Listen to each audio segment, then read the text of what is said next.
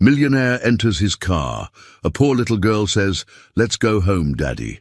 What he learns changes all. If the title touched your heart, just imagine what's coming next. Subscribe to the channel, leave a like, and tell us where you're watching from. The December evening was crisp and clear as James Carter stepped out of Romano's, the city's most exclusive Italian restaurant. Snow had begun to fall earlier that afternoon, dusting the sidewalks with a thin layer of white that crunched softly under his handmade Italian leather shoes. At 38, he was the picture of corporate success, perfectly tailored charcoal suit from Savile Row, platinum Rolex Submariner catching the amber streetlights, and the kind of quiet confidence that came from closing a $20 million acquisition deal before the second course had even arrived at his table. His black Mercedes S-Class waited exactly where he'd left it, the valet having returned it just moments before with the reverent care reserved for vehicles worth more than most people's annual salaries. The car's obsidian paint gleamed under the restaurant's elegant lighting, and James felt the familiar satisfaction of owning something truly beautiful and powerful. Material possessions had always been his way of measuring success, of proving to himself and the world that the poor kid from Detroit's foster care system had not just survived, but conquered. As he approached the driver's side, James caught his reflection in the tinted windows. The man looking back at him was everything he'd worked 38 years to become: polished, powerful, untouchable. Success radiated from every perfectly groomed detail, from his $1,000 haircut to his custom-made shoes. Yet lately, that reflection had begun to feel like a stranger wearing his face, a carefully constructed mask that hid an emptiness he was only beginning to acknowledge. James slid into the driver's seat, immediately enveloped by the smell of premium leather and the soft glow of the dashboard's ambient lighting. The car was his sanctuary, a place where he could think without interruption, where the constant pressure of running Carter Webb Industries could temporarily lift from his shoulders. He reached for his phone to check the 17 messages that had undoubtedly accumulated during his 2-hour dinner meeting with potential investors, his mind already shifting to tomorrow's board meeting and the quarterly reports that would determine whether his company maintained its position as the city's fastest-growing consulting firm. That's when a small voice from the back seat nearly stopped his heart. "Can you take me home now, Daddy?"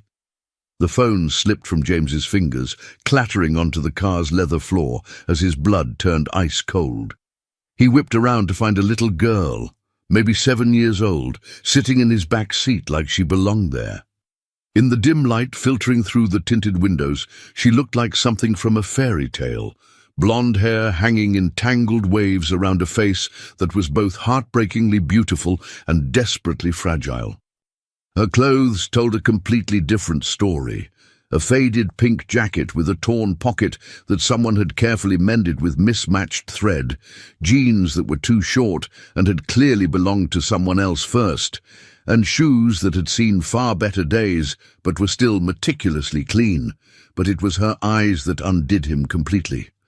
Blue as a summer sky, and filled with a trust so absolute it was almost painful to witness.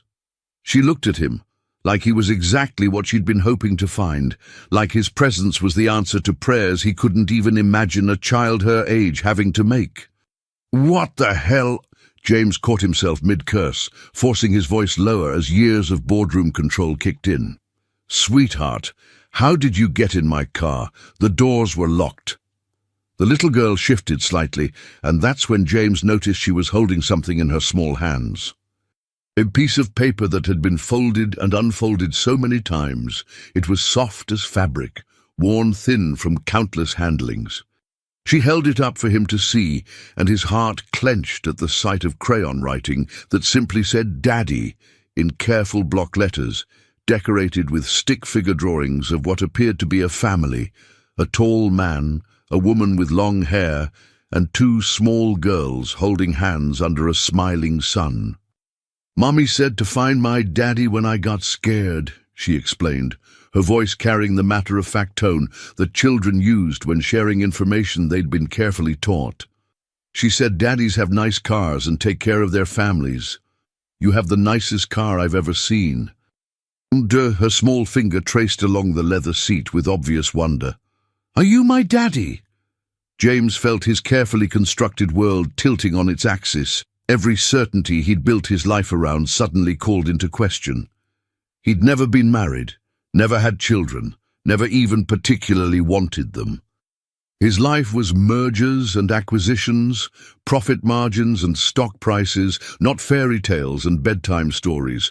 Children were complications he'd never had time for, distractions from the serious business of building a financial empire.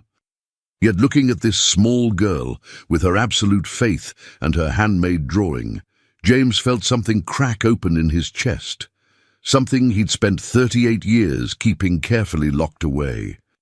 "Listen, honey," he said gently, turning in his seat to face her properly, noting how small she looked in the spacious interior designed for adult comfort. "What's your name?"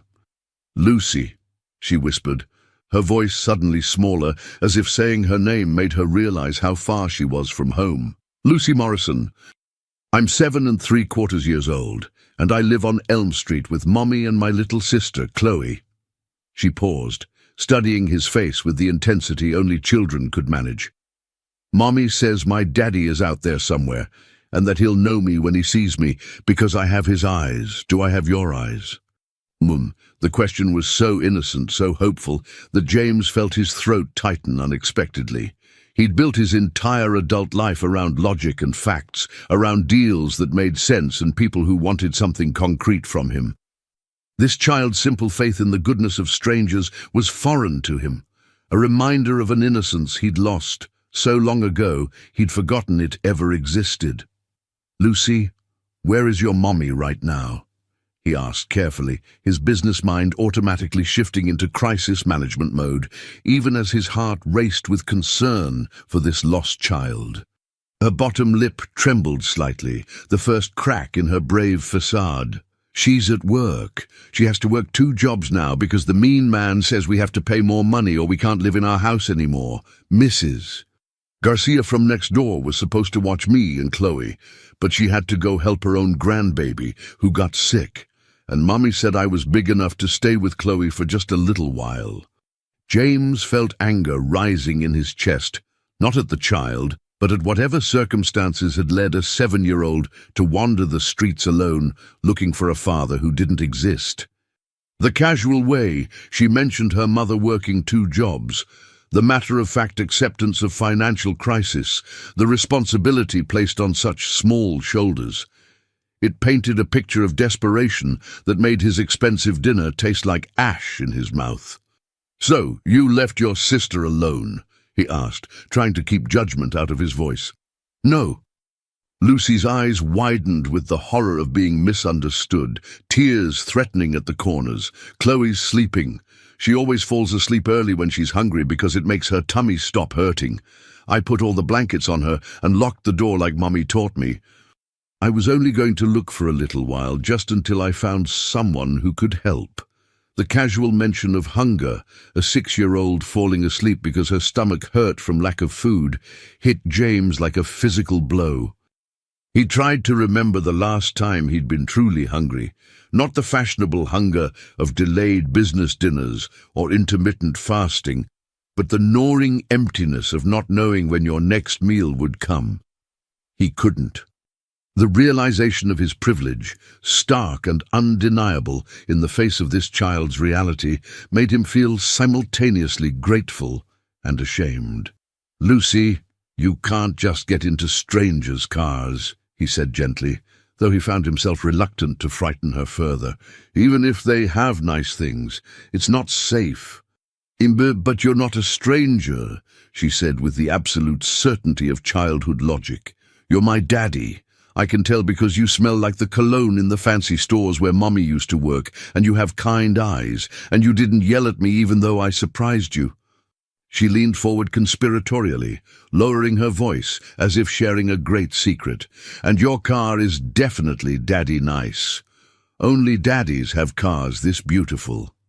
Despite everything, the impossibility of the situation, the legal complications, the sheer insanity of what was happening, James found himself fighting a smile.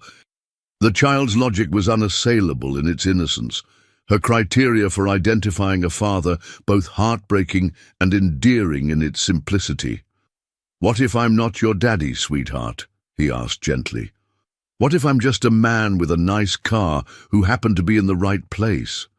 Lucy considered this seriously, her small face scrunched in concentration as she weighed possibilities with the gravity of a Supreme Court justice. "Then you're the kind of person who would help me find him, right?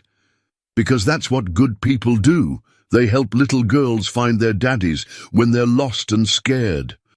The trust in her voice was absolute, devastating in its purity. James looked at this small girl who had somehow managed to slip past every security system in his life, literal and metaphorical, and felt something fundamental shifting inside him. Every rational part of his brain screamed to call the police, to handle this through proper channels, to protect himself from whatever complications this child represented. But when Lucy looked at him with those trusting blue eyes, when she held up her carefully drawn picture like it was a treasure beyond price, James couldn't bring himself to shatter whatever fragile hope was keeping her brave in what had to be a terrifying situation. "Okay, Lucy," he heard himself saying, the words coming from some part of him he didn't recognize, a part that had been buried under decades of careful calculation and emotional distance. "Where do you live? I'll take you home to your mummy and your sister." Relief flooded her small face like sunrise after the darkest night. "Thank you, Daddy. I knew you'd come for me. I told Chloe you would, and she said I was being silly, but I knew. I felt it in my heart." She rattled off an address in Riverside, one of the city's most neglected neighborhoods, a place James had never set foot in his entire privileged life, a world as foreign to him as another planet. As he started the engine, the Mercedes purring to life with barely a whisper, James glanced in the rearview mirror. Lucy had curled up in the back seat, still clutching her paper, finally looking like the exhausted child she was, instead of the brave little soldier she'd been pretending to be. Her small body was dwarfed by the spacious interior, and James found himself adjusting the heat and checking to make sure she was comfortable, protective instincts he'd never known he possessed, suddenly awakening. What kind of desperation would drive a mother to let her 7-year-old daughter out of her sight, even for a moment?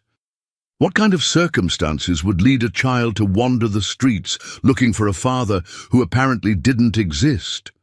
James had grown up poor, shuttled between foster homes and group facilities, but never hungry, never without the basic safety net of social services. Looking at Lucy's worn clothes and too thin frame, he realized he was about to get an education in a kind of poverty he'd only read about in corporate social responsibility reports and charity fundraising materials. The drive to Riverside would take them through increasingly unfamiliar territory, each mile a journey not just across the city, but across the vast chasm between his world of privilege and the harsh reality where this remarkable little girl was fighting to survive. The drive to Riverside took 25 minutes through increasingly unfamiliar territory, each mile taking them further from the gleaming downtown towers where James had built his empire and deeper into forgotten America, the part of the city that didn't make it into tourism brochures or economic development presentations. As they traveled, James watched the landscape transform outside his windows like a time-lapse video of economic decline. Upscale restaurants gave way to fast food chains, which gave way to corner stores with barred windows. Boutique shops became pawn shops, luxury car dealerships became used car lots, with hand-painted signs promising easy credit and no money down. The people on the streets looked different too, more tired, more worn down by lives that required too much effort for too little reward. James's luxury car drew curious stares and some hostile glances from the few people brave enough to be out after dark. He saw faces pressed against apartment windows, children peering through glass to get a better look at the gleaming Mercedes that was so obviously out of place in their world. For the first time in years, James felt truly self-conscious about his wealth, acutely aware of how his car alone probably represented more money than most of these families saw in a year. "Turn here," Lucy said softly from the back seat, sitting up as they approached a narrow street lined with houses that had seen better decades. The blue one with the broken fence. James pulled up to a small house that looked like it was hanging on through sheer determination and the stubborn refusal of its occupants to give up. The front porch sagged under the weight of too many harsh winters, its wooden steps worn smooth by countless footsteps. Paint peeled from the siding in long strips that no one had time or money to repair, and one of the front windows was covered with cardboard and duct tape where glass should have been, a temporary fix that had clearly become permanent out of necessity.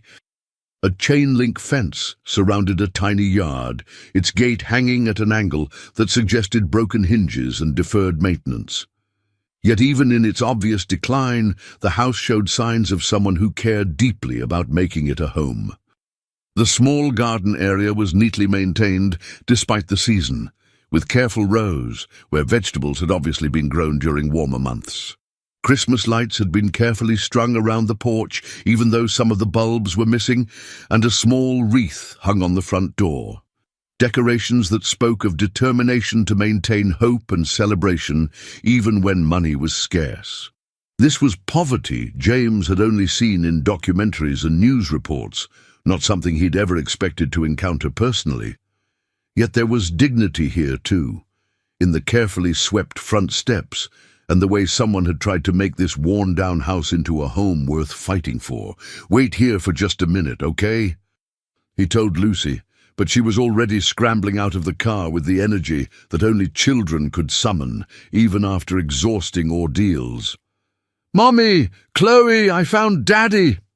Lucy's voice rang through the quiet street as she ran toward the house, her worn shoes slapping against the concrete sidewalk.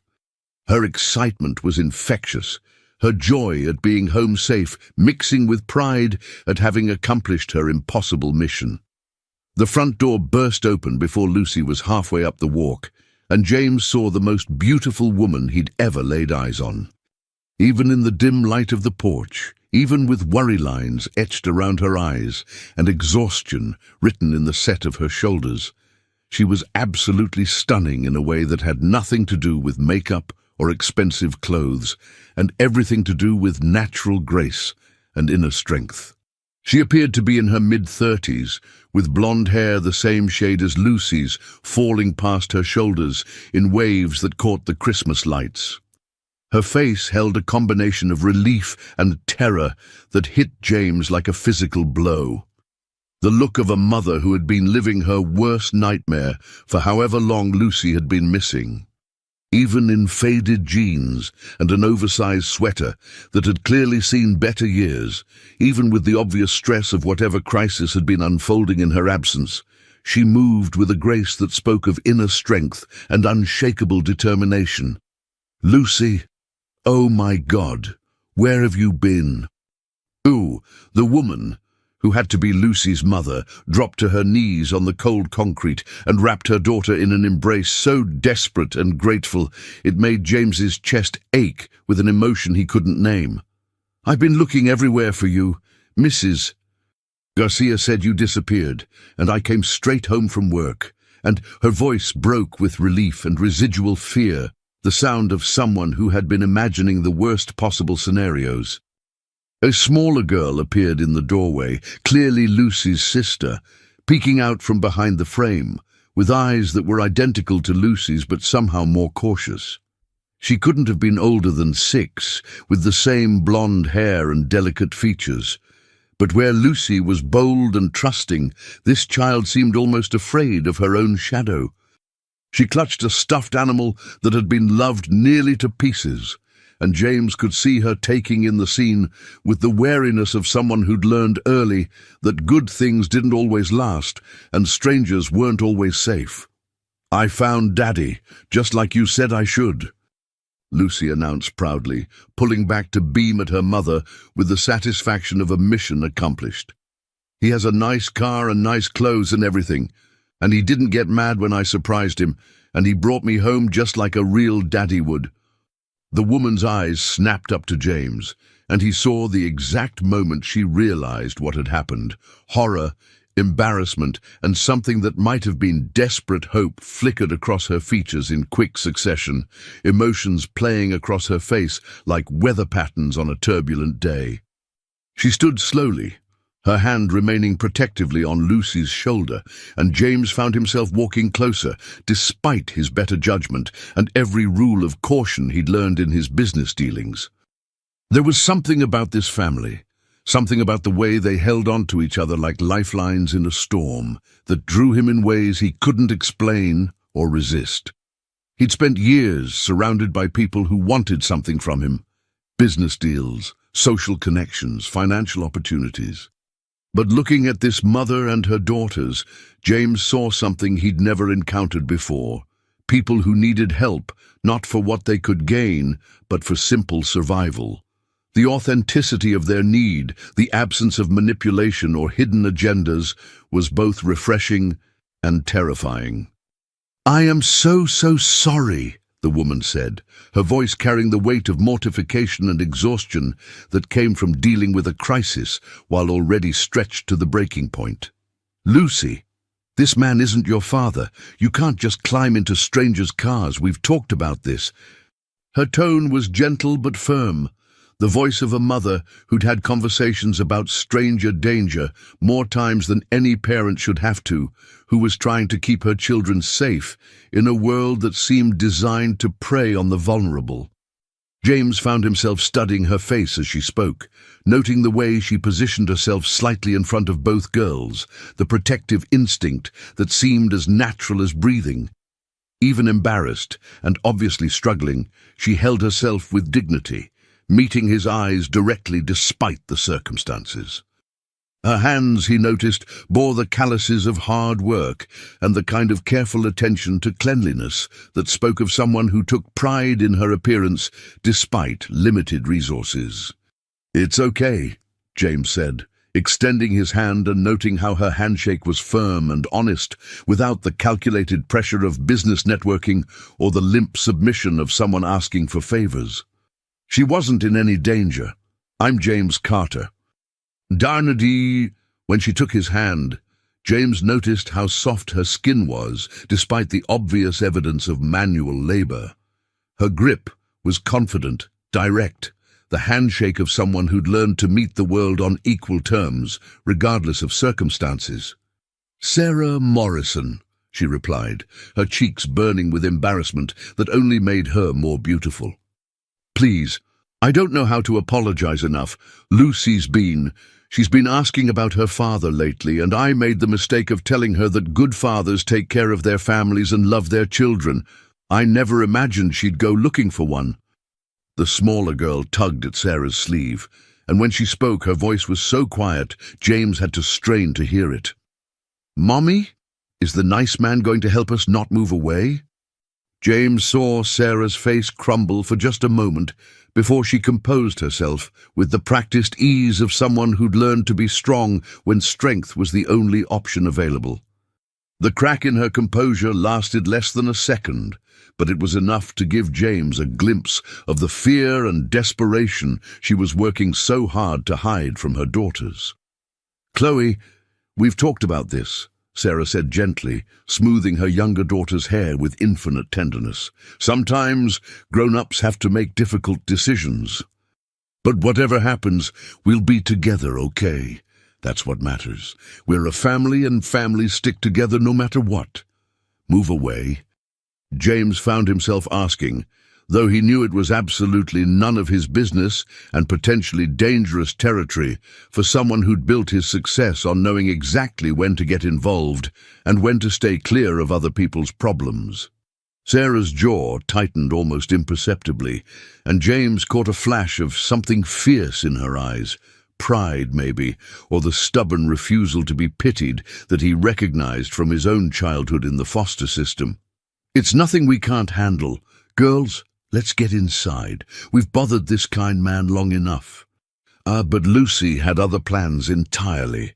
She grabbed James's hand with both of hers, her small fingers wrapping around his with surprising strength, looking up at him with those impossibly blue eyes that seemed to see straight through to his soul.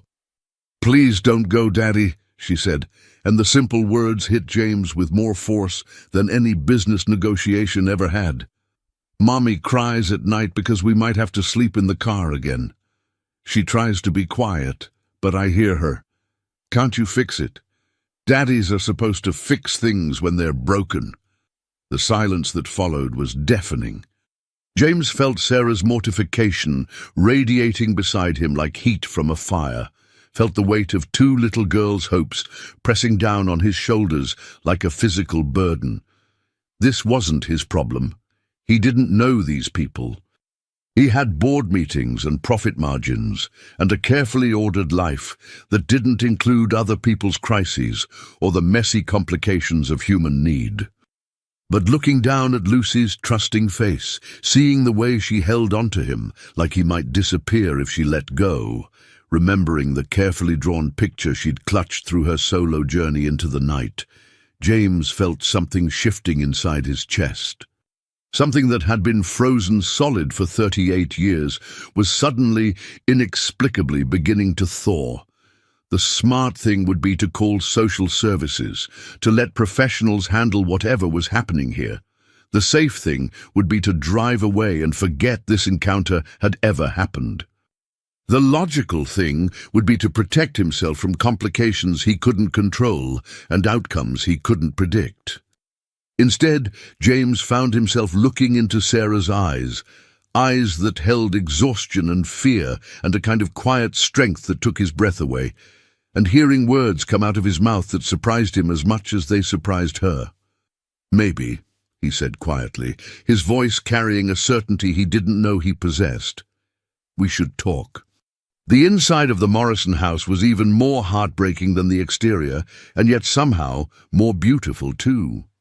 James had grown up in foster homes that smelled of industrial disinfectant and institutional food, had clawed his way to penthouse living with marble floors and million-dollar views. But he'd never seen a place where love so clearly fought against impossible circumstances and somehow managed to win. Every corner told a story of creativity born from necessity, of a mother's determination to create magic from practically nothing. The furniture was sparse, but meticulously clean, each piece carefully chosen for function over form, but arranged with an eye for comfort and family life. A worn sofa that had clearly served as bed, playground, and comfort zone for years dominated the small living room, its faded floral pattern still somehow cheerful despite obvious age. The coffee table was an old wooden crate, turned on its side, sanded smooth and painted white, with children's books neatly stacked on makeshift shelves. The walls were bare, except for children's drawings, taped up with obvious care. Masterpieces of crayon and construction paper that depicted stick figure families and houses with disproportionately large, smiling suns. But it was the Christmas tree in the corner that nearly undid James completely. Small and slightly crooked, it was decorated entirely with handmade ornaments that spoke of evenings spent creating magic from paper and glue and love. Snowflakes cut with loving imprecision, ornaments crafted from construction paper and glitter, strings of popcorn that represented hours of patient work. The lights flickered occasionally, like they might give up at any moment, but they persisted with the same determination James was beginning to recognize as a family trait. The house smelled like vanilla and cinnamon, probably from candles that cost a fraction of what James spent on a single lunch, but created an atmosphere of warmth that his expensive penthouse had never achieved. There was something indefinable in the air here, Not just the scent of home-cooked meals and Christmas spices, but the feeling of a place where people actually lived rather than just existed. Where love was the primary currency and every object had a story, a purpose, a place in the family's daily life. Sarah busied herself making coffee with hands that trembled slightly, whether from cold or nerves, James couldn't tell. He watched her move around the tiny kitchen with efficient grace, noting how she knew exactly where everything was, how each motion was economical and purposeful. Even in her obvious embarrassment, she moved like someone who'd learned to make the most of limited resources, to create comfort and hospitality from whatever was available. The girls settled on the worn couch with the easy familiarity of routine, Chloe immediately curling into Lucy's side like she belonged there, like this was their safe harbor in a world that often seemed too big and too harsh. James found himself sitting carefully on the edge of a mismatched chair that had probably been rescued from someone's curb, feeling like an expensive alien in his tailored suit. The contrast between his world and theirs was stark enough to be almost comical, if it weren't so sobering. "I'm sorry about the mess," Sarah said automatically, though the tiny house was spotless in the way that only came from careful attention and limited possessions. Everything had its place, and everything was in its place. "And I'm sorry about Lucy. She's always been imaginative, but lately, with everything that's happened." "Mommy lost her job at the hospital," Chloe offered helpfully, her voice carrying the matter-of-fact tone children used when repeating information they didn't fully understand, but knew was important. "The mean boss said they didn't need so many nurses anymore." "Chloe," Sarah said gently, shooting her daughter a warning look that was more embarrassed than angry, "Mr. Carter doesn't need to hear about our problems." But James found he did want to hear. More than that, he found himself genuinely curious about this woman who could maintain such dignity and grace under circumstances that would have broken most people he knew. "You're a nurse." "Was. Budget cuts hit the pediatric unit hard 3 months ago." Sarah's voice was matter-of-fact, but James caught the pain underneath, the professional pride wounded by circumstances beyond her control. "They let go of half the staff, and since I was one of the newer hires." She shrugged with forced casualness that didn't quite hide the hurt. "I've been looking for work, but nursing positions are scarce right now, and most places want someone who can work nights and weekends without restrictions. I can't leave the girls alone." "She was the best nurse in the whole hospital," Lucy said loyally, settling into James's lap before he could protest. The gesture was so natural, so trusting, that something cracked open in his chest like ice breaking up in spring. When was the last time anyone had shown him unconditional affection? When was the last time someone had sought comfort from his presence rather than his bank account? "All the sick babies loved Mommy," Lucy continued, apparently determined to share her mother's qualifications with this potential father figure. "She sang to them when they were scared, and she always knew how to make the medicines taste better, and she never got tired even when she had to work all night long." James found himself studying Sarah's face as her daughter spoke, seeing the flush of pride that colored her cheeks despite her obvious embarrassment. He saw competence there, intelligence, the kind of unshakable calm that came from knowing you could handle whatever crisis walked through the door. This wasn't just someone who'd happened to work in healthcare. This was someone with a calling, someone who'd found their purpose in caring for others. "Tell him about the mean man," Lucy said suddenly, her voice dropping to a conspiratorial whisper. "The one who wants to take our house away." Sarah's face went pale so quickly that James thought she might faint.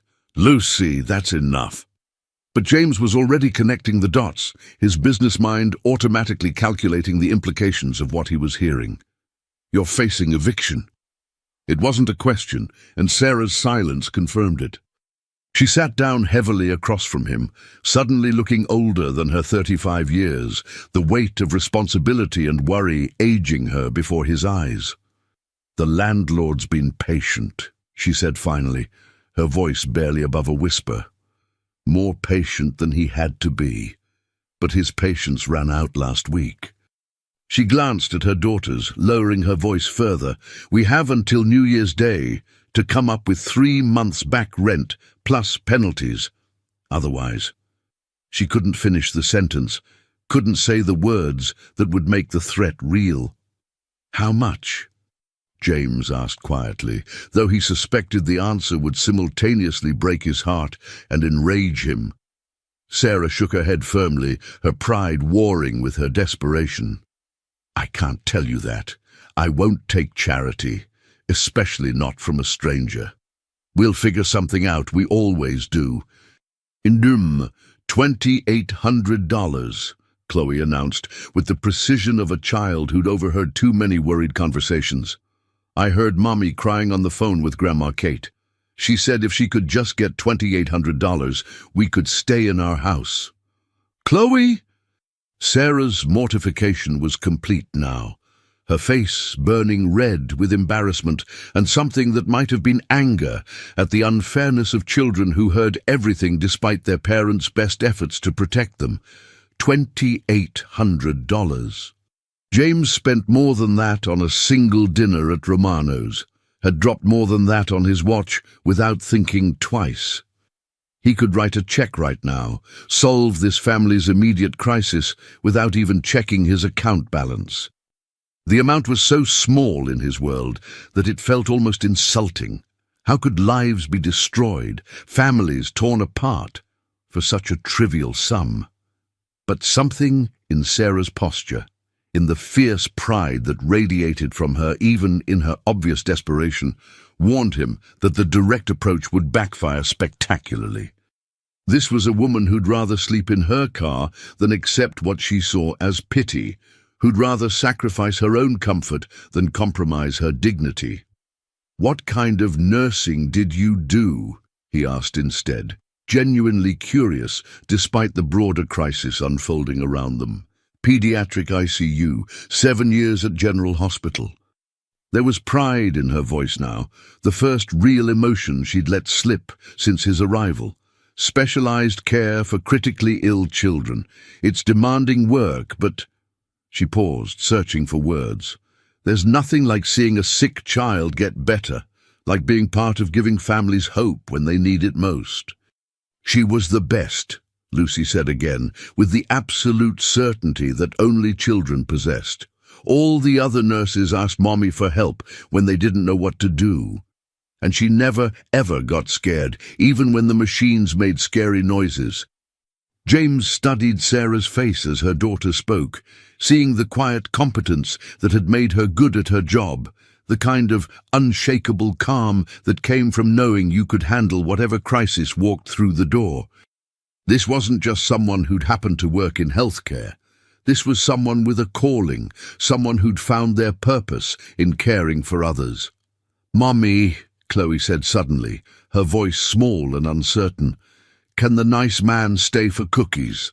We still have some from the church lady." The church lady. James felt another piece of the puzzle click into place, understanding now the full scope of this family's situation. They were surviving on charity, on the kindness of strangers, on whatever Sarah could scrape together while trying to maintain some semblance of normal life for her daughters. The cookies from the church lady, the careful budgeting that still couldn't stretch far enough, the impossible choice between keeping a roof over their heads and keeping food on the table. "I should go," James said, though he found himself reluctant to leave the warmth of this small house, the genuine connection he felt with these people who'd stumbled into his carefully ordered life. "It's getting late, and you girls probably need to get to bed soon." "No school until after New Year's," Lucy informed him cheerfully. "Winter break. That means we can stay up late and play games, and maybe build a fort in the living room if Mommy says okay." The casual mention of winter break hit James with unexpected force. Of course, these children were on vacation. Other children were probably opening advent calendars and attending holiday concerts and visiting relatives bearing gifts. These children were facing the very real possibility of homelessness during what should have been the most magical time of year. Sarah stood when he did, and James noticed she was taller than he'd first thought, probably around 5'7", with the kind of graceful posture that suggested years of being on her feet for long hours at demanding work. Even in her worn clothes, even with worry etched across her features like a roadmap of sleepless nights, she was absolutely stunning. More than that, there was something about her that called to him on a level he'd never experienced before. Not just physical attraction, though that was certainly present, but something deeper. The way she protected her daughters while still teaching them to be kind to strangers. The way she maintained hope and dignity in circumstances that would have broken most people. The way she looked at him not as a wealthy man who might solve her problems, but as a human being worthy of basic respect and courtesy. "Thank you," she said as they walked toward the door, her voice carrying a sincerity that money couldn't buy, "for bringing Lucy home safely, and for listening. You didn't have to do that." James paused at the door, looking back at this little family that had somehow tumbled into his perfectly ordered life like a meteor disrupting the predictable orbit of his days. Lucy was already half asleep on the couch, curled up next to her sister like a kitten seeking warmth. The Christmas tree lights cast warm shadows on the walls, and despite everything, the broken window, the peeling paint, the impossible financial pressures, there was peace here, love here, something he'd never experienced in his sterile penthouse with its million-dollar view and complete emotional emptiness. "Sarah," he said quietly, "what if I told you I might have a job opportunity? Nothing guaranteed, but something to consider." Her eyes widened, and James saw hope flicker there before caution quickly stamped it down. "What kind of job?" "My company has been discussing expanding into medical consulting for months. We work with several hospitals, and we're always looking for qualified professionals to help us develop specialized programs." The words came easily, perhaps because they weren't entirely untrue. Carter Webb Industries did work with medical facilities, though not in the way he was describing. It was a complete fabrication, but James found he didn't care. He could create such a position if it didn't exist. He could make this work if he wanted to badly enough, and looking at Sarah's face, at the careful hope she was trying not to let herself feel, he realized he wanted it more than he'd wanted anything in a very long time. "I couldn't," Sarah said automatically, the response of someone who'd learned not to trust in good fortune. "I don't have the right connections, the right references, after being laid off, after this gap in my employment." "Let me worry about that," James said, surprised by the certainty in his own voice. "Think about it, okay? For their sake." He nodded toward the girls, knowing he was playing unfairly, but unable to stop himself. As James walked back to his car, he could feel Sarah watching him from the doorway. The December air was cold against his face, sharp with the promise of more snow, but something warm had settled in his chest, something he'd never felt before and couldn't name. It was like discovering a new room in a house you'd lived in your entire life, a space you'd never known existed, but somehow desperately needed. At 38 years old, James Carter was finally ready to risk something that mattered. The realization was terrifying and exhilarating in equal measure, a feeling he'd never experienced in all his years of calculated business deals and careful emotional distance. For the first time in his adult life, money and power weren't enough. For the first time ever, he wanted something more than success. He wanted connection. He wanted purpose. He wanted to be the kind of man a 7-year-old would look at with absolute trust. The kind of man a woman like Sarah Morrison might someday love, not for what he could provide, but for who he chose to be. 3 days later, Sarah Morrison walked into the gleaming offices of Carter Webb Medical Solutions, wearing her best interview suit, a navy blue outfit she'd bought for her hospital job 7 years ago and hoped still looked professional enough for this impossible opportunity. The fabric was slightly faded and the style was dated, but it was clean and pressed with military precision, and Sarah carried herself with the dignity of someone who refused to let circumstances diminish her self-worth. The building itself was intimidating in its corporate grandeur, 42 stories of glass and steel that reached toward the clouds like a monument to financial success and business dominance. The lobby was all marble and chrome, with abstract artwork that probably cost more than most people's annual salaries, and a reception desk that looked like it belonged in a spaceship rather than an office building. Fresh flowers that were clearly replaced daily filled massive vases, and the entire space smelled of expensive leather and success. The receptionist, a polished woman who looked like she'd stepped directly from the pages of a fashion magazine, directed her to the 15th floor with the kind of professional courtesy that managed to be both friendly and subtly condescending. Sarah tried not to feel intimidated by the woman's perfect makeup and designer clothes, tried not to compare her own modest appearance to the glossy perfection that seemed to be the standard in this world of corporate wealth. James was waiting when the elevator doors opened with a soft whisper, and Sarah's breath caught in her throat. In his natural environment, surrounded by the trappings of his success, he was even more impressive than he'd been in her small living room, commanding, confident, absolutely in control of everything around him. The expensive suit fit him perfectly, emphasizing broad shoulders and the kind of physical presence that came from regular exercise and excellent nutrition. She noticed how other employees looked at him as they walked past, a mixture of respect and admiration, sometimes tinged with fear, the recognition of someone at the very top of the corporate food chain. "Sarah, welcome." His smile was warm and genuine, so different from the corporate mask she'd expected after seeing him in this intimidating environment. "How are Lucy and Chloe this morning?" The question caught her off guard, not because it was unexpected, but because of the genuine concern in his voice. In a building full of people focused on profit margins and quarterly reports, James Carter was asking about 2 little girls he'd met for a few hours 3 days ago. The contrast between his professional persona and his personal warmth was striking and somehow reassuring. "Excited about their first day at the community center's holiday program," Sarah replied, falling into step beside him as they walked down a hallway lined with contemporary art and floor-to-ceiling windows that offered breathtaking views of the city sprawling below. "And nervous about me being here. They think you might disappear if they're not there to keep you around."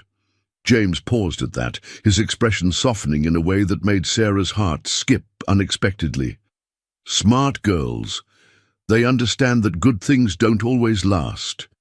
The comment revealed more than James probably intended, and Sarah found herself wondering what experiences had taught this successful man to expect disappointment, what losses had made him understand a 7-year-old's fear of abandonment.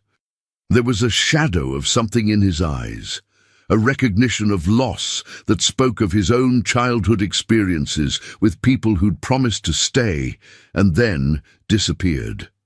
"James, I need to ask you something before we go any further." Sarah stopped walking, forcing him to face her in the middle of the busy hallway.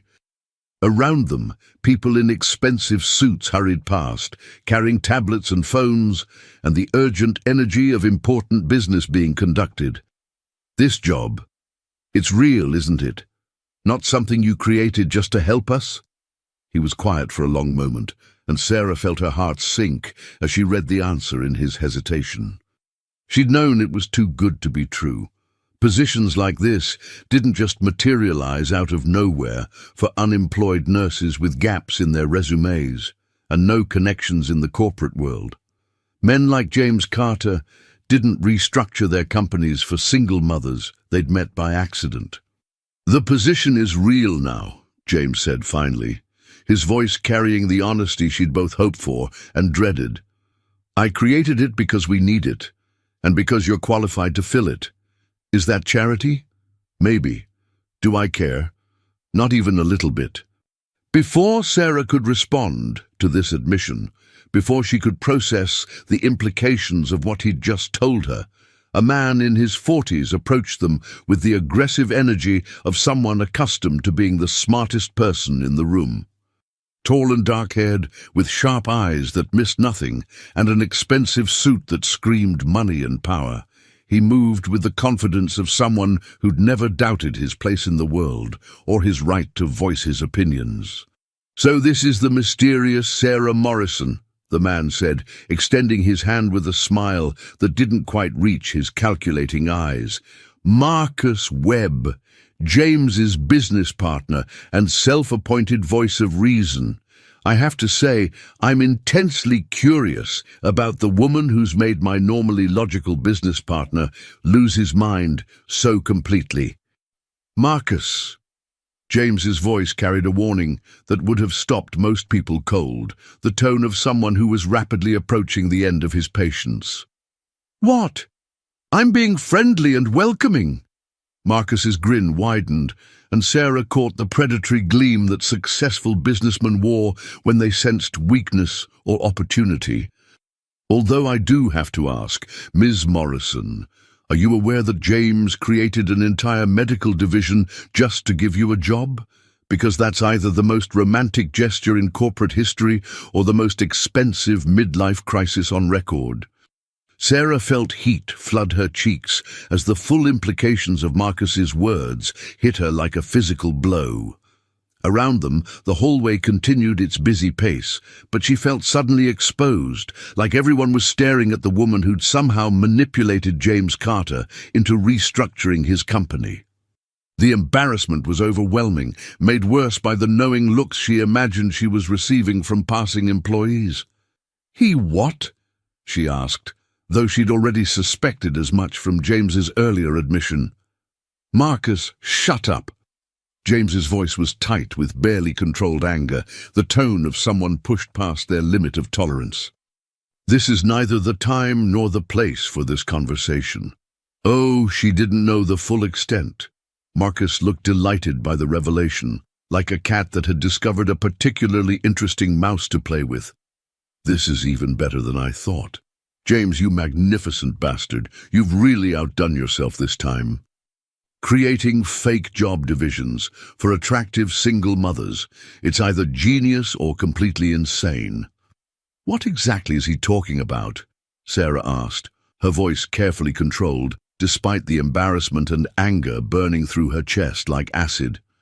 James ran a hand through his hair, his composure cracking as the careful foundation of his plan crumbled around him. "We didn't have a medical consulting division before this week. I created it because I believed we needed one, and because I wanted to offer you a position that matched your skills and experience." James's voice carried a hint of vulnerability beneath the confidence. "As CEO and majority shareholder, I have the authority to make executive decisions quickly. We'd been discussing medical sector expansion for months. You just gave me the final push to make it happen. So, this is charity." Sarah's voice was flat, emotionless, the tone of someone whose worst fears had just been confirmed. "No, it's not. The position is legitimate, the work is real, and you're qualified to do it exceptionally well. The motivation might have been personal, but the job isn't fake or manufactured." Sarah stared at him for a long moment, processing the fact that this man had literally restructured his company to create a place for her. It was either the most thoughtful thing anyone had ever done for her, or the most insulting gesture she'd ever received. The magnitude of what he'd done was staggering, reorganizing a multi-million-dollar company for someone he'd known for 3 days. The gesture was grand enough to be romantic, manipulative enough to be offensive, and complicated enough to make her head spin with conflicting emotions. "I need some air," she said finally, the words coming out more sharply than she'd intended. "Sarah, wait!" But she was already walking toward the elevator, her heels clicking sharply on the polished marble floor with each determined step. She could hear James calling her name, could sense the curious stares of other employees as she passed, but she didn't stop until she was standing on the sidewalk outside the building, breathing deeply and trying to sort through the tangle of emotions in her chest. The December air was cold and sharp, cutting through her suit jacket and making her aware of how different this world was from her own. Around her, people in expensive coats hurried past, talking on phones about deals and meetings and the important business of making money. She felt out of place, like an imposter who'd been caught pretending to belong in a world she'd never been meant to enter. 5 minutes later, James appeared beside her, no longer looking like the composed CEO she'd seen upstairs. His hair was disheveled from running his hands through it, his tie was loose, and there was something almost desperate in his expression that made him seem more human and less like a corporate robot. "I handled that badly," he said without preamble, his voice carrying genuine regret. "You think?" Sarah's response was sharper than she'd intended, but she was too embarrassed and confused to soften it. "Sarah, please, let me explain what really happened, why I made the decisions I made." She turned to face him, noting how the winter sun caught the grey in his dark hair, how his brown eyes held flecks of gold she'd never noticed before. Even frustrated and windblown, he was the most attractive man she'd ever met, which made this whole situation even more complicated and emotionally dangerous. "Explain what? That you're some kind of white knight who swoops in to rescue damsels in distress? That you restructured your entire company because you felt sorry for a single mother and her kids? That's not why I did it. Then why?" James was quiet for so long that Sarah thought he wasn't going to answer, that he was going to retreat behind the corporate facade that protected him from uncomfortable emotional conversations. When he finally spoke, his voice was softer than she'd ever heard it, vulnerable in a way that stripped away all pretense. "Because when Lucy called me Daddy, something inside me broke open that I didn't even know was there. Because when I saw you holding your daughters like they were your whole world, I realized I'd never felt that kind of love for anything or anyone in my entire life. Because for 38 years, I've been successful and empty, building an empire that means nothing. And 3 days ago, 2 little girls and their mother showed me what I've been missing." Sarah felt her anger dissolving despite her best efforts to hold on to it, despite the protective wall she'd built around her heart. "James, I know how this looks. Rich guy falls for poor woman and tries to buy his way into her life, but that's not what this is, Sarah. I created this job because I want you in my life, yes, but also because you're brilliant at what you do, and because there are kids in hospitals who need someone like you advocating for them." A group of business people walked past them, their conversation about quarterly projections cutting through the emotional moment. Sarah realized they were standing in the middle of downtown at 11 a.m. on a weekday, having an intensely personal conversation while people in expensive suits hurried past to their important meetings and million-dollar deals. "This is crazy," she said finally, feeling overwhelmed by the magnitude of what was happening between them. "Completely crazy," James agreed readily. "I don't do impulsive, I don't do emotional. I sure as hell don't restructure my company for women I met 3 days ago. So why are you doing it now?" "Because maybe crazy is exactly what I need." James stepped closer, and Sarah caught the faint scent of his cologne, something expensive and masculine that made her distinctly aware of how long it had been since she'd been close to a man, since she'd allowed herself to feel attracted to someone. Because maybe 38 years of careful, logical, emotionless decisions have gotten me exactly nowhere that matters. Sarah found herself looking up into his eyes, seeing something there that made her pulse quicken and her carefully constructed defenses weaken. This was dangerous territory, not just because of the job, but because she could feel herself wanting to believe in fairy tales again, wanting to trust in the possibility that sometimes good things really did happen to people like her. "The girls," she said weakly, her voice lacking conviction. "I can't let them get attached if this is just some kind of phase for you. It's not a phase. How can you be sure? You don't even know us. Not really." James was quiet for a moment, then pulled out his phone with deliberate slowness. He scrolled through it briefly before showing her the screen. It was a photo of him and Lucy from 3 nights ago. She must have taken it with his phone while he wasn't looking, a candid moment that captured something precious. In the picture, Lucy was grinning at the camera while James looked down at her with an expression of complete tenderness and wonder. "Look at my face in that picture," he said quietly. "Look at my eyes. Does that look like a phase to you?" Sarah stared at the photo, seeing something in James's expression that made her chest tighten with emotion. She'd seen that look before, in the faces of fathers picking up their children from school, in the eyes of men who'd found their purpose in loving their families. It was the look of someone who'd discovered something they didn't know they'd been searching for their entire life. "Sarah," James's voice was gentle but insistent, "take the job. Not because you need it, not because I want to help you, but because you're good at it and kids need you. Take it because it's the right thing for your career, for your future. And what about us? What about whatever this is?" She gestured between them, acknowledging the connection that had been building since the moment he'd brought Lucy home. "That's separate, completely separate. If you want nothing to do with me personally, fine, take the job anyway. If you want to explore what's happening between us, we'll figure it out as we go, but don't let pride keep you from doing work you love." Sarah closed her eyes, feeling the weight of the decision pressing down on her like a physical burden. She thought about Lucy and Chloe, about the eviction notice sitting on her kitchen table, about the community clinic job that would barely cover their basic expenses. She thought about working in pediatric medicine again, about using her skills to help children instead of just surviving day to day. "The salary," she said without opening her eyes, "it's really 75,000.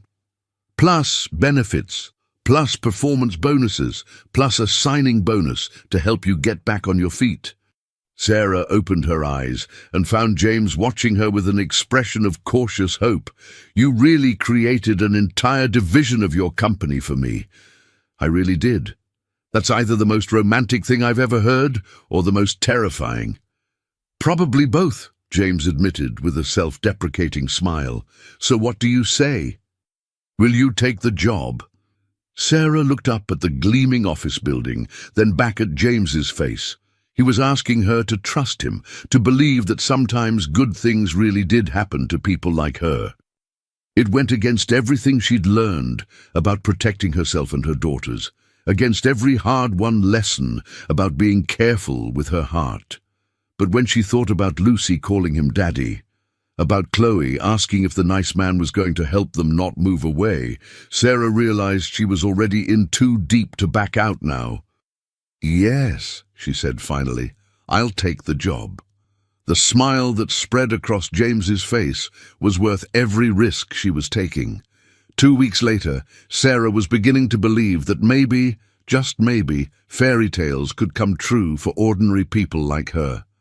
She loved her new job, with a passion that surprised her, working with pediatric teams at 3 different hospitals, developing protocols for family-centered care, and actually making a measurable difference in how sick children and their families were treated during their most vulnerable moments. The work was challenging and meaningful, utilizing skills she'd thought she might never use again.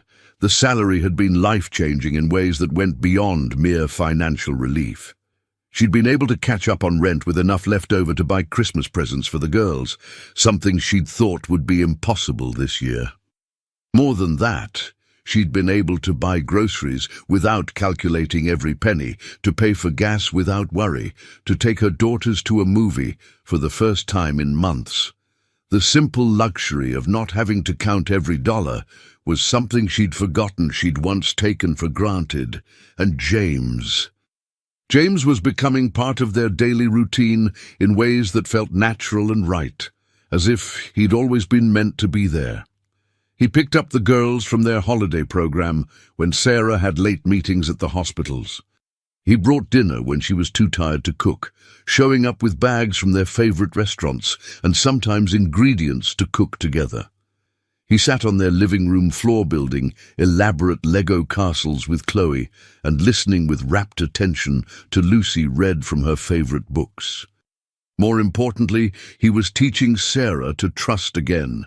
Not just him, but herself, her judgment, her instincts, her ability to let someone else help carry the weight of her responsibilities without losing her independence or compromising her dignity. It was a delicate balance, one she'd never managed to strike before, but with James it felt possible. On December 23rd, Sarah was working late at General Hospital, finishing up a consultation on a particularly complex case involving a 10-year-old with a rare cardiac condition, when her phone rang. The caller ID showed a number she'd hoped never to see again, a number that belonged to a chapter of her life she'd thought was permanently closed. "Hello, Danny. Sarah, baby, I heard you've been telling people I'm dead." Danny Morrison's voice was exactly as she remembered, smooth, charming, and completely untrustworthy. The sound of it sent ice through her veins and made her stomach drop as 3 years of carefully constructed peace and security crumbled around her. She leaned against the hospital corridor wall for support, her legs suddenly unsteady. "I never said you were dead. I said you weren't in the picture, which is true." "Not anymore, sweetheart. I'm back in town, and I want to see my girls. I've got rights, you know." Sarah closed her eyes, feeling the walls of the hospital corridor pressing in around her. This was her worst nightmare, the one thing that could destroy the new life she'd been building, the security she'd finally found for her daughters. Danny had a talent for showing up at the worst possible moments, for finding ways to cause maximum damage just when things were starting to go well. "You signed away your parental rights, Danny. Remember? When you decided child support was too much responsibility for someone your age? I was young and stupid then. I've changed, baby. I've got a job now, a steady place to live. I want to be a father to Lucy and Chloe, give them the stability they deserve." The lie rolled off his tongue so easily that Sarah almost believed it herself, the same way she'd believed his promises the first 2 times he'd pulled this routine. But she'd heard this speech before, had fallen for his charm and his seemingly sincere regret, only to watch him disappear again when fatherhood proved more difficult than he'd imagined. Danny Morrison's promises were worth less than nothing, and she'd learned that lesson the hard way. "Where have you been for 3 years, Danny? Where were you when Lucy started school? When Chloe had pneumonia? When we were sleeping in the car because I couldn't make rent? I told you, I was getting my life together, making something of myself. But I'm back now, and I have rights. My lawyer says, 'You have no rights. You gave them up voluntarily.' My lawyer says different. Apparently, parental rights can be restored under certain circumstances, especially when the mother is living with a man who isn't related to the children." Sarah's blood turned to ice as the words hit her. "What are you talking about?" "Come on, Sarah. You think I don't know about your sugar daddy? James Carter, right? Rich guy with a fancy car who's been playing house with you and my kids?" The corridor seemed to spin around her as she realized the scope of what was happening. "How do you know about James?" "Social media's a beautiful thing, baby. Your neighbor, Mrs. Garcia, posted about the nice man helping the Morrison family on her Facebook. Took me 5 minutes to figure out who James Carter was. I know all kinds of things now. Like the fact that you're working for him, living off his charity. Like the fact that he's been around my daughters unsupervised. Like the fact that you're probably sleeping with him to keep your job. That's not true, and you know it. Doesn't matter what I know, sweetheart. Matters what a family court judge might think when I file for custody, especially when I tell them about the rich boyfriend who's buying his way into my kids' lives. Judges don't like that kind of thing. Wealthy men taking advantage of desperate single mothers. Sarah felt sick to her stomach as she understood the full scope of Danny's plan. She knew him well enough to know this wasn't an empty threat.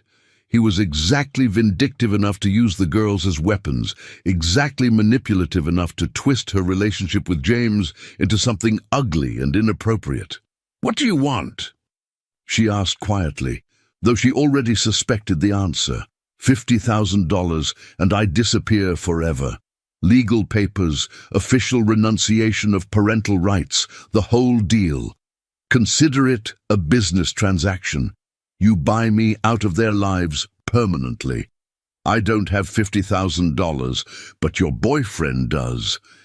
Hell, $50,000 is pocket change for a guy like James Carter. Probably what he spends on a weekend in the Hamptons. Sarah closed her eyes, understanding the full scope of Danny's plan. He'd obviously done his research, figured out exactly how to cause maximum damage to her new life. He knew about James's wealth, knew about their relationship, knew exactly which buttons to push to get what he wanted. And if I don't pay? Then I file for joint custody tomorrow. The girls come live with me half the time, and you get to explain to them why Daddy wasn't good enough for Mommy anymore. Think they'll understand? Think your rich boyfriend will stick around for that kind of drama and legal mess? The line went dead, leaving Sarah staring at her phone in the empty hospital corridor. Around her, the normal sounds of the hospital continued. Nurses calling to each other, monitors beeping steadily, families having whispered conversations in waiting rooms. But for Sarah, everything had stopped. The world she'd been building so carefully was crashing down around her. She thought about James, about the way he looked at Lucy and Chloe like they were the most precious things in the world. She thought about the life they'd been building together, the future that had seemed so bright just 5 minutes ago. She thought about trust and love and the terrifying vulnerability of letting someone matter to you.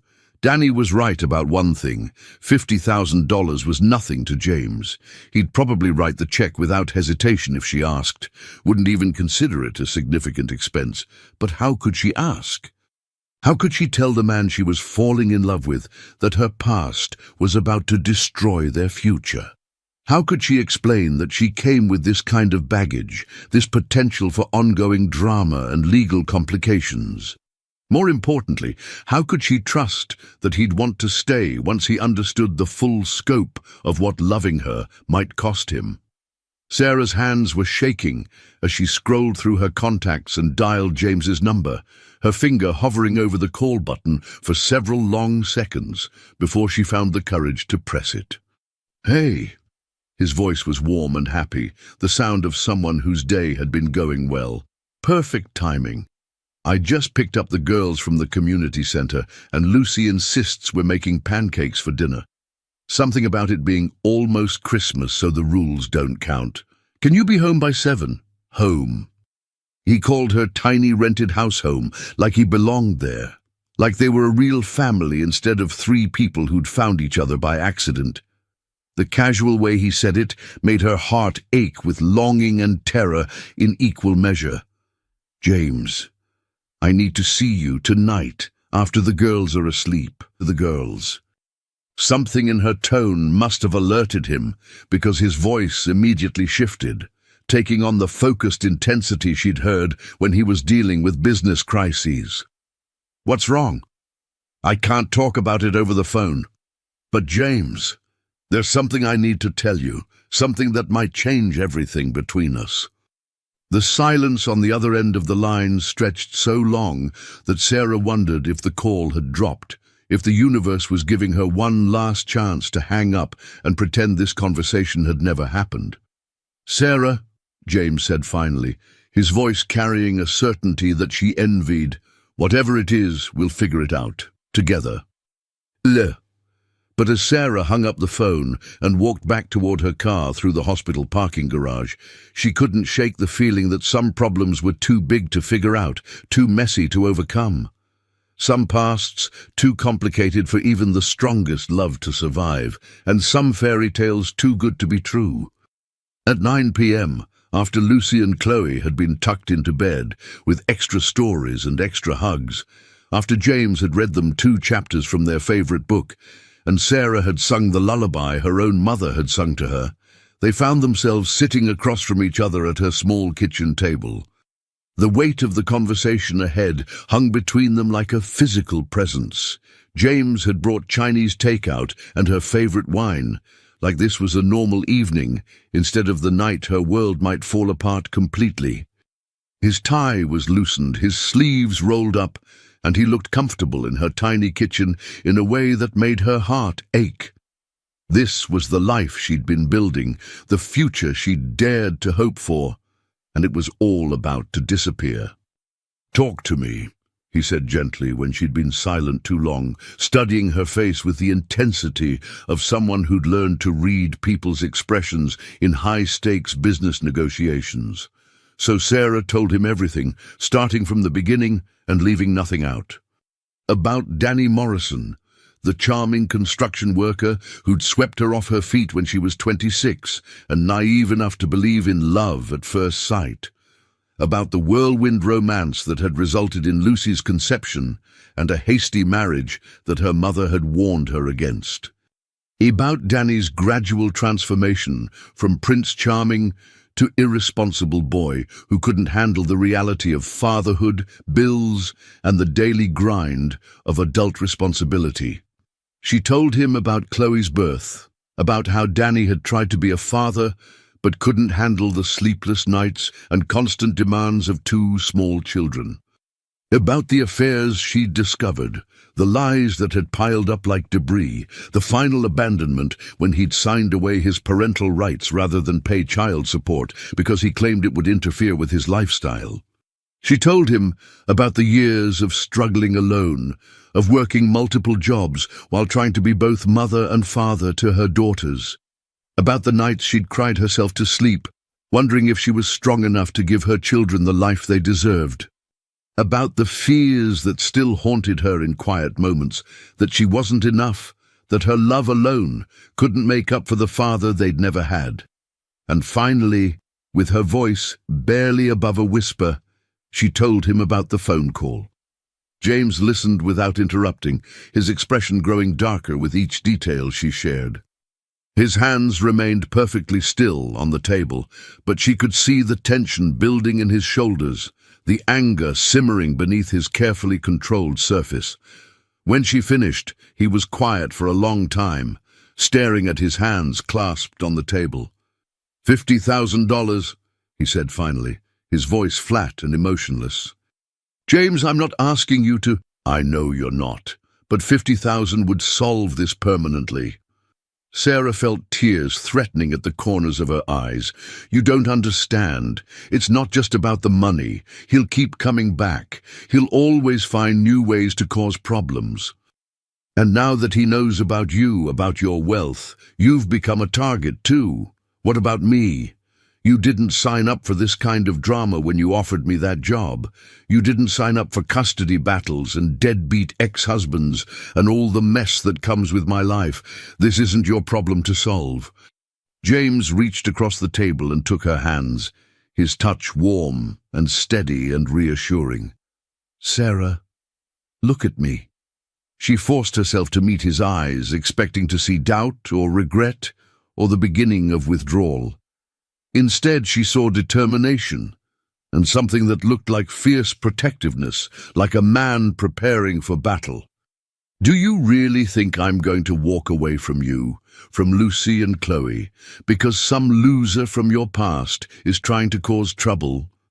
He could make things very difficult for us, for your company, your reputation, the kind of publicity that comes with custody battles and extortion attempts.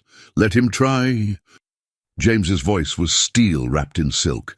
I've been dealing with bullies and extortionists my entire career. Danny Morrison doesn't scare me. But the girls are not going anywhere with him. I won't let that happen. Sarah felt a tear slip down her cheek. You can't promise that? Family courts don't always make logical decisions, especially when there's money involved. Judges sometimes think wealthy men are trying to buy their way into families. James was quiet for a moment, then got up from the table and walked to the window, staring out at the dark street. Sarah watched his profile against the glass, noting the tension in his shoulders, the way his jaw was set with determination. There's something I need to tell you, he said without turning around. Something I probably should have mentioned before now. Sarah's heart sank. Here it came, the revelation that would make everything clear, that would explain why he'd been too good to be true. I hired a private investigator to look into your background, James said quietly, before I offered you the job. Sarah felt the blood drain from her face. You what? I needed to know who I was dealing with. It's standard practice for executive positions, but in this case, he turned to face her, in this case, it was also personal. I needed to know if there were any complications that might affect Lucy and Chloe. What did you find? Sarah's voice was barely a whisper. I found that Danny Morrison has been arrested 3 times in the last 2 years for fraud and petty theft. I found that he's currently unemployed and living in a weekly rental motel. I found that his lawyer is actually his cousin Eddie, who got kicked out of law school for cheating. Sarah stared at him in amazement. You knew? This whole time you knew he might come back? I hoped he wouldn't, but I've been prepared for the possibility. Prepared how? James walked back to the table and sat down, reaching for his phone. He scrolled through it briefly, then showed her the screen. It was a legal document with official letterhead and multiple signatures.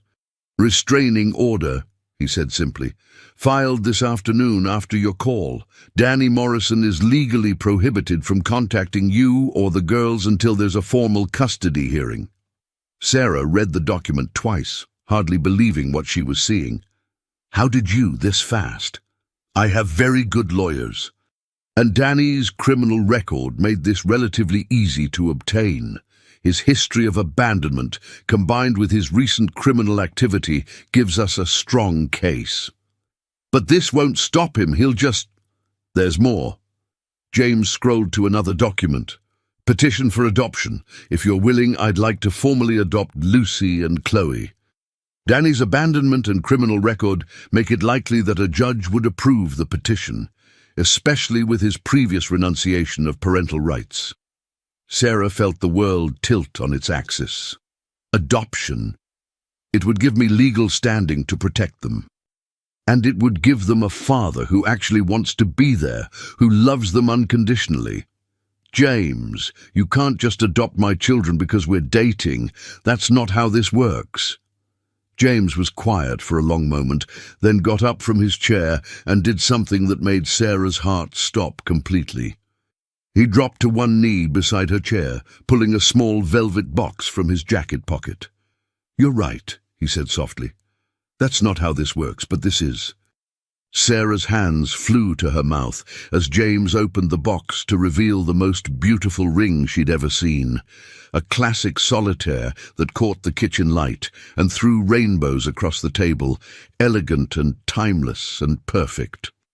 Sarah Morrison, I know this is crazy. I know we've only known each other for 3 weeks. I know I'm probably doing this all wrong.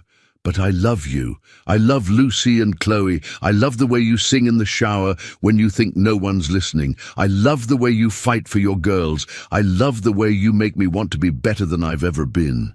Sarah was crying now, tears streaming down her face as James continued. I don't want to date you, Sarah. I don't want some casual relationship where we see how things go. I want to marry you. I want to adopt your daughters and give them my name. I want to be the father they deserve and the husband you deserve. I want to build a real family with you. James, I know it's fast. I know it's overwhelming. But I also know that some things are worth taking risks for. Some things are worth fighting for. You and Lucy and Chloe, you're worth everything to me." Sarah looked down at this incredible man kneeling beside her chair, offering her not just a ring, but a complete life. A life where her daughters would have a father who chose them, who fought for them, who loved them not because he had to, but because he wanted to. What about your company? Your life? This changes everything for you. My company will be fine. And as for my life, James smiled, the expression transforming his entire face. My life started 3 weeks ago when a little girl climbed into my car and called me Daddy. Everything before that was just marking time. Sarah thought about Lucy and Chloe sleeping in the next room, about the dreams she'd given up when she'd accepted that fairy tales didn't happen to people like her. She thought about James reading bedtime stories and building Lego castles and looking at her daughters like they were miracles. She thought about love, real love, the kind that showed up when things got difficult, the kind that created families from nothing but hope and determination. "Yes," she whispered. "Yes, yes, I'll marry you. Yes, you can adopt the girls. Yes to all of it." James slipped the ring onto her finger, and it fit perfectly, like it had been made for her. Then he stood and pulled her into his arms, kissing her with all the promise of their future, all the love he'd been holding back. From the hallway came the sound of small feet and excited whispers. "Did you see? Did you see?" Lucy's voice carried clearly. "Mommy's wearing a pretty ring." Chloe's whisper was about as subtle as a bullhorn. James and Sarah broke apart, laughing as 2 little girls in their pajamas rushed into the kitchen. "Is James going to be our real daddy now?" Lucy asked, climbing into James's arms like she'd been doing it her whole life. "Would you like that?" James asked seriously. "Yes," both girls said in unison. "Can we call you Daddy now?" Chloe asked shyly. James looked at Sarah, asking permission with his eyes. When she nodded, he smiled at Chloe. "I would love that more than anything." Dubudata, as Sarah watched her daughters hug the man who'd chosen to love them, who'd fought for them, who'd given them the one thing she'd never been able to provide, a father who would never leave. She realized that sometimes the best things in life really did come when you least expected them. Sometimes fairy tales did come true. And sometimes, if you were very lucky, they came in the form of a man who left his car unlocked on a December evening, giving hope and love exactly where they were needed most. 3 months later, on a perfect March afternoon, Sarah Morrison became Sarah Carter in a small ceremony surrounded by friends and family. Lucy and Chloe served as flower girls, and when the judge announced that the adoption papers were final, there wasn't a dry eye in the courthouse. Danny Morrison never followed through on his threats. As James had predicted, when faced with actual legal consequences and real opposition, he disappeared as quickly as he'd appeared. The little blue house in Riverside became a temporary home, until they found something bigger, something that could hold all the love this unexpected family had discovered. But no matter where they lived, they would always remember that love had found them in the most unlikely place, in the back seat of a luxury car, in the voice of a 7-year-old girl who knew exactly what she needed, even when the grown-ups didn't have a clue. Love, as it turned out, was the only thing that had been missing from all their lives. And once they found it, everything else was just details.